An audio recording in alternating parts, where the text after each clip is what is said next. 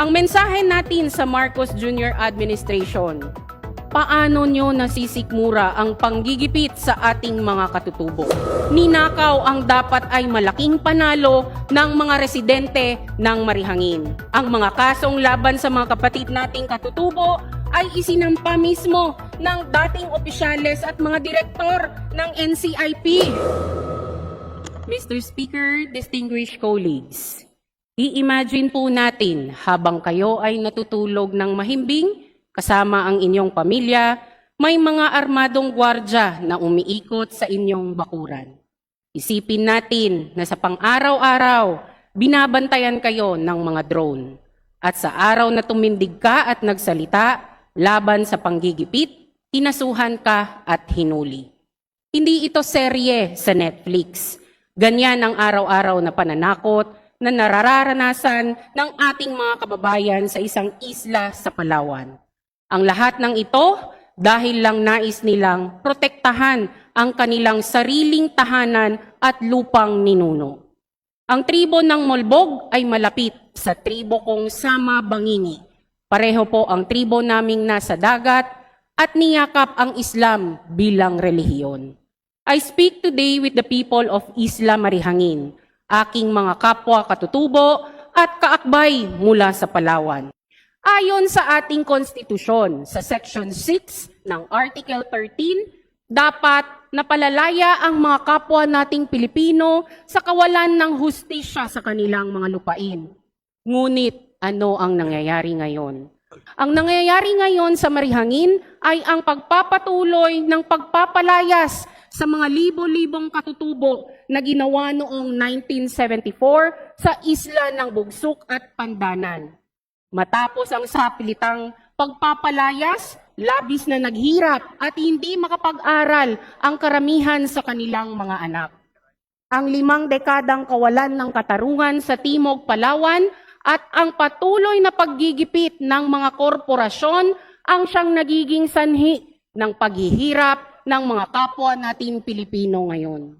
Binigo sila ng ating mga institusyon, lalong-lalo na ang ating mismong komisyon para sa mga katutubo na siyang dapat lumalaban para sa kanilang kapakanan at karapatang pangtao.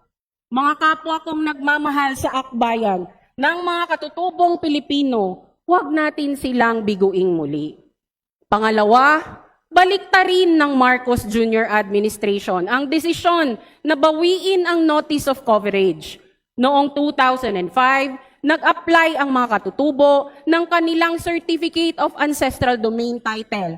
Ngunit hindi ito umusad sa loob ng 2 dekada. Dahil dito, nakaranas sila ng harassment mula sa mga taong may interes sa kanilang malaparaisong lupain. Dahil sa kawalan ng pag-usad ng kanilang kadti, naghanap sila ng proteksyon sa ilalim ng reformang agraryo. Noong 2014, under President Aquino, naipanalo na nila ang Notice of Coverage para sa 10,821 hektarya na lupa mula sa DAR.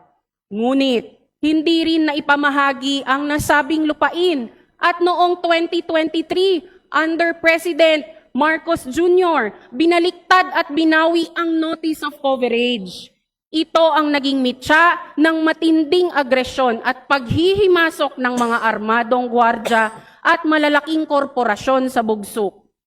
Mismong ang Municipal Indigenous People Mandatory Representative ng Balabac ang siyang nagsampa ng kasong kriminal laban sa mga tumitindig na katutubo ng Marihangin. Ang Brick 3 Properties ang siyang magtatayo ng ecotourism project sa kanilang lupaing ninuno. Sino ang nasa likod ng lahat ng mga ito? Walang iba kung hindi ang San Miguel Corporation.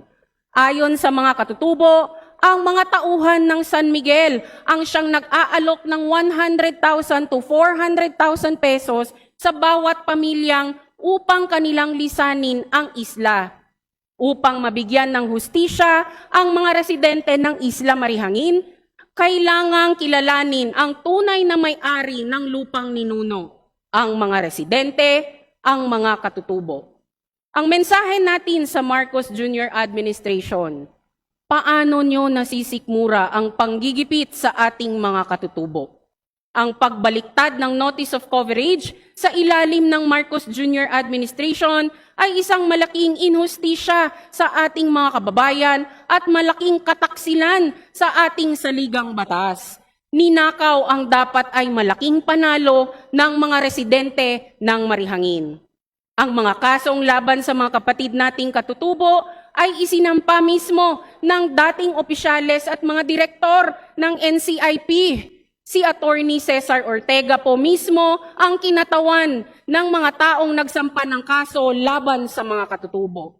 Ang kanilang mga testigo, mismong ang mga opisyales ng administrasyon ngayon. Ang mga insidente sa Marihangin ay pagsira sa intensyon ng Indigenous Peoples' Rights Act na kilalanin ang karapatan ng ating mga katutubo sa kanilang lupaing ninuno. Ang mga kaso ng pangaagaw ng mga lupain at karagatan ng mga katutubo ay talamak sa buong bansa at karamihan ay hindi na nababalita. Sa anumang pangako ng gobyerno o ng mga korporasyon, laging paalala sa atin ng mga katutubo. Walang saysay ang kaunlaran kung ito ay nagdudulot lang ng kaguluhan, kahirapan at pagkasira ng kalikasan. Nakita natin ito sa corporate exploitation ng Magsaysay and Sons sa South Cotabato and Sultan Kudarat, sa ancestral domain ng Tamasco ng mga Taboli Ubo at Taboli Manobo, Menubo, Dulungan at Eduray. Noong weekend, narinig natin sa konsultasyon ng mga magsasaka, kabilang sa National Anti-Poverty Commission, may kaso din ng land grabbing sa Bago Oshiro sa Davao City. Nakita natin ito sa Zamboanga City sa pagtayo ng Special Economic Zone and Freeport Authority Project na nag-okupa ng mahigit 9,000 acres na lupain kasama ang ancestral domain ng mga Subanon, ICCs, IPs. May mahalagang papel ang provincial government kay Governor Ami Alvarez na mangunguna sa dialogo at tulungan ang ating katutubo at residente na mabalik ang kanilang isla. Noong kausap ko ang mga katutubo ng Marihangin, malinaw ang kanilang tatlong pangarap.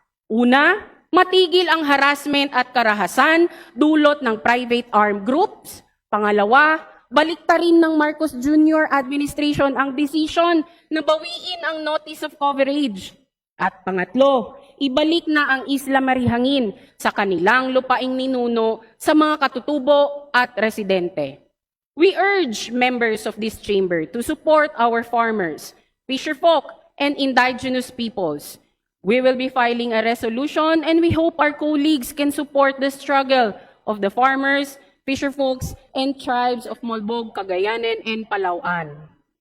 Hinihiling ko po na tumayo ang mga farmers, fisherfolks, mga advocates ng katutubo ng mga Marihangin and tribes of Molbog, Cagayanen, and Palawan. Dear colleagues, pakinggan natin ang tindig nila. Ang Marihangin ay kanila at hindi sa iba. Maraming salamat po, Ms. Pagmahal mo ang bayan, akbayan mo.